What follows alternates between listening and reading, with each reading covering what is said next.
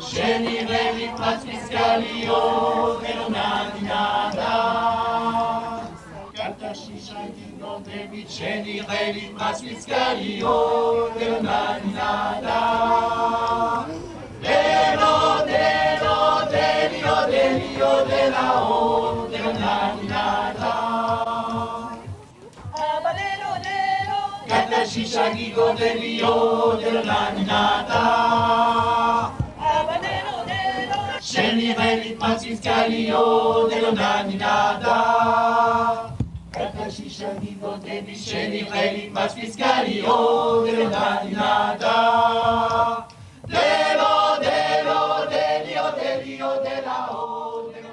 Si cette fois-ci, le 2 avril, la journée de l'autisme, on pourrait entendre sur les ondes de radio autre chose que la plainte, le désespoir, les attaques. Mais est-ce qu'on pourrait faire entendre que on peut aussi vivre avec des personnes autistes et puis s'enrichir de ce qu'elles font et puis avoir des expériences de vie qui sont généreuses, créatives, joyeuses et peut-être simplement avec aussi de l'amour, tout simplement. Et surtout qu'on cesse d'être attaquant. Alors nous sommes donc deux associations, la CIPA, la main à l'oreille, des professionnels, des parents, famille. Je suis Valérie Moreno. Et je suis Mireille Battu. Finalement, on avait envie de partager des choses, mais et très vite a émergé le fait que ça nous faisait, que la rencontre avec l'autisme, elle nous avait transformés. Chacun à sa façon, hein, qu'on avait peut-être envie d'en dire quelque chose. Hein. Une journée, le 2 avril, où est-ce que ça pourrait être ? Je pensais les chapiteaux Turbulence. Les chapiteaux Turbulence, c'est un ESAT, c'est un lieu extraordinaire où j'avais déjà voulu envoyer un jeune adulte dont je m'occupais. Et je me suis dit, ça c'est un bon lieu. Voilà. Donc on a rencontré les chapiteaux Turbulence. Elles avaient des qualités d'artistes magnifiques.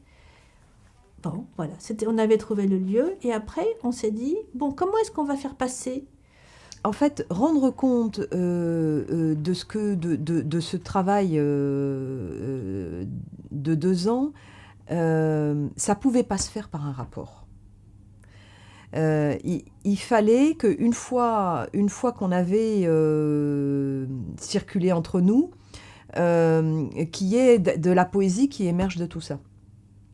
Et en fait, c'est la poésie que l'on peut partager. Mireille a eu l'idée formidable d'extraire de tous nos textes et tout ce qu'on avait travaillé, ces 3 thèmes, qui sont d'abord le quiproquo inévitable quand il y a toute rencontre. Le deuxième thème, c'était la place de l'enfant. Quelle place sommes-nous prêts à donner à l'enfant ? Pas seulement à l'autisme, mais à l'enfant avec son autisme. Dans nos institutions, dans les familles, partout quoi. Et la troisième chose, c'était qu'est-ce que ça nous fait l'autisme ? Donc sur ces 3 thèmes-là, on a travaillé avec un groupe qui s'est étoffé, le groupe de parents et de professionnels, parce que finalement cette idée, elle a plu à d'autres parents qui sont venus nous rejoindre, qui n'étaient pas dans la réflexion initiale, mais qui sont venus pour travailler les scènes. Et les scènes étaient des improvisations. Et grâce à Manon Jomain et Nina Munzel, on a mis ça en scène et c'était aussi un travail extrêmement assidu pour arriver à produire ce spectacle finalement.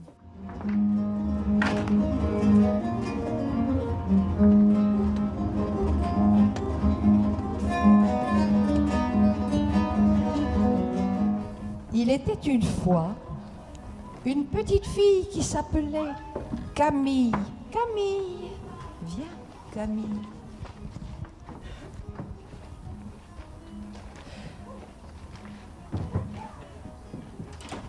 Camille avait de longs cheveux. Des longs cheveux. De très longs cheveux. Qu'elle portait toujours en queue de cheval.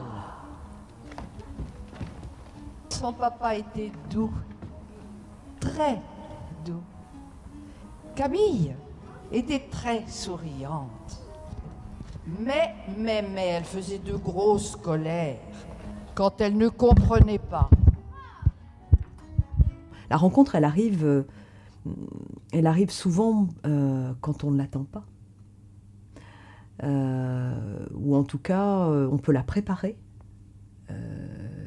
Mais la rencontre, c'est elle qui décide quelque part, un petit peu comme nos enfants. Il y a un moment où on leur laisse la possibilité de décider le moment où ils vont nous rencontrer. Et finalement, c'est ce qui s'est passé lors de cette journée. La CIPA apportait sa dimension professionnelle et la main à l'oreille apportait toute la richesse de la main à l'oreille avec leur collection d'artistes autistes qui donnent leurs œuvres dans les expositions, sur le site, et puis les témoignages magnifiques des parents qui pouvaient aussi être là pour alimenter et faire réfléchir. À la lisière de nos deux mondes, ton île vierge et celui d'où je viens, à force de me voir au reflet du miroir que tu me présentes, j'ai fini par y apercevoir mes pesantes chaînes, certitude, vieille peur. Mon enfant est un accordéon. Des fois, il se déplie. Des fois, il se recroqueville.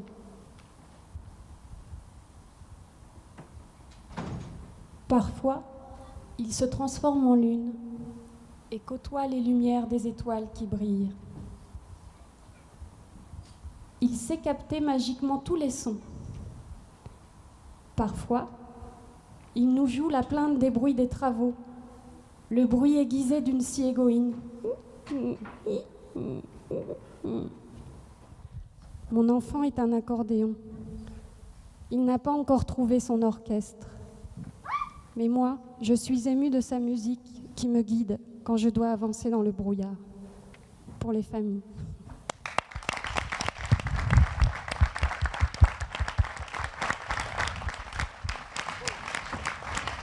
Et puis, notre idée, c'était de créer un gigantesque groupe parents professionnels. C'est-à-dire qu'on introduisait le thème avec la scène, et puis le groupe de parents professionnels qui était le public. Nous étions 200 à être là. Et parmi ces 200 personnes, ils pouvaient prendre la parole comme ils voulaient et un peu comme on avait l'habitude de le faire dans notre groupe d'échange beaucoup plus petit. Là, c'était un grand groupe. Après un diagnostic, le plus important est l'accueil. Et ça, je crois que nulle part, il est bien pensé, c'est difficile. Et en même temps, en y réfléchissant maintenant, après que vous l'ayez dit, je me suis dit, est-ce qu'en tant que parent, à quel moment on est prêt à avoir un accueil ? Je suis à titre plutôt professionnel, mais je voulais témoigner d'une rencontre. Je travaille dans un CAMS CMPP. Et à partir du moment où, entre plusieurs thérapeutes et plusieurs parents, a pu se partager l'inquiétude, la prudence du professionnel et en même temps l'envie, le besoin vital du parent de savoir un peu, je trouve que beaucoup de choses se sont dépliées dans les rencontres qui ont suivi. Voilà. La science ne va pas éduquer mon enfant. C'est moi qui éduque mon enfant. Que chacun a sa place. La science nous aide. Les professionnels nous accompagnent. Mais nous, parents, nous avons la responsabilité de la rencontre avec nos enfants. Et si nous pouvons trouver des professionnels attentifs pour nous accompagner, nous en sommes heureux. Et c'est ce que nous avons rencontré avec les professionnels du groupe parents professionnels de la CIPA. Ce matin, par exemple, il y a eu un moment vraiment de grâce, hein, c'est-à-dire d'intelligence, de créativité, où on a bien vu que s'occuper des enfants autistes, c'était à la fois les accepter comme ils sont, mais aussi aller vers eux pour les ramener vers des possibilités d'émotions partagées. Il y a à la fois des aspects cognitifs, il y a des aspects neurophysiologiques, il y a des aspects affectifs, bien sûr, et relationnels. Tout ça fait un tout. Et aujourd'hui, ce matin, c'était vraiment, je trouve, un moment merveilleux. Un moment merveilleux. Il y avait des enfants autistes, d'ailleurs, dans la salle, ça a duré 3 heures ce matin, qui ont quand même supporté ça avec beaucoup d'attention et d'intérêt. Par rapport à tout ce qui se dit en termes d'exclusion, de condamnation réciproque à l'extérieur, une journée comme ça, c'est un espace inouï, quoi.